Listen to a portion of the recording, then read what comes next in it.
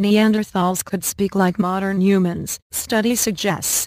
An analysis of a Neanderthal's fossilized hyoid bone, a horseshoe-shaped structure in the neck, suggests the species had the ability to speak.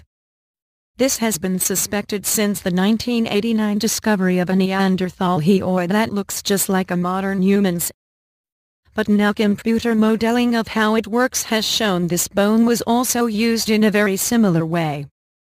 Writing in journal PLOS One, scientists say its study is highly suggestive of complex speech in Neanderthals. The hyoid bone is crucial for speaking as it supports the root of the tongue.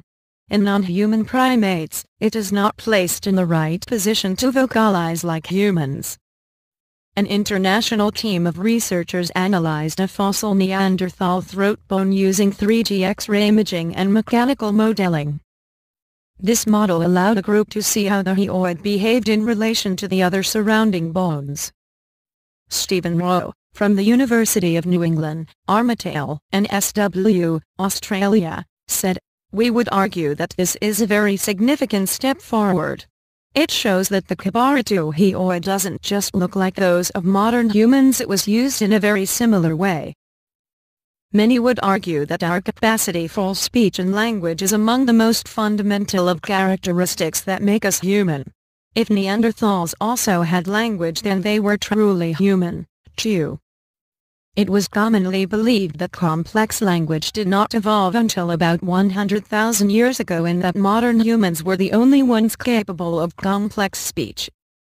But that changed with the discovery of a Neanderthal hyoid bone in 1989. It was found in the Kabara cave in Israel and is very similar to our own. Much older hyoid fossils have also recently been discovered, attributed to the human and Neanderthal relative Homo heidelbergensis.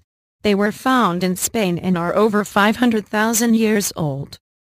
These have yet to be modeled, but Professor Rowe said they were likely to be very similar to those of modern humans and Neanderthals, so could take back the origins of speech still further.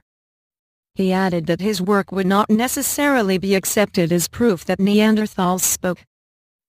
"We were very careful not to suggest that we had proven anything beyond doubt, but I do think it will help to convince a good number of specialists and tip the weight of opinion."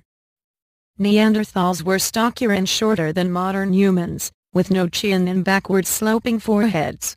They are not regarded as direct human ancestors, but DNA analysis has revealed that between 1% and 4% of the Eurasian human genome seems to come from Neanderthals.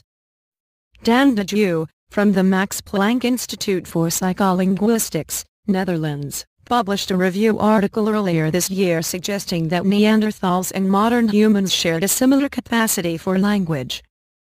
He said that the current study brought more weight to the conclusions that Neanderthals had very similar hyoid bones to us, not only in form but also in what concerns their mechanical properties.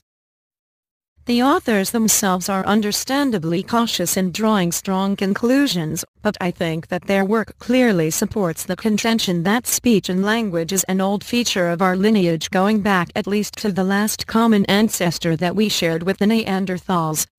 He stressed, though, that the latest study was only a first step and that future work on other living primates were necessary to better understand the range of variation within modern humans.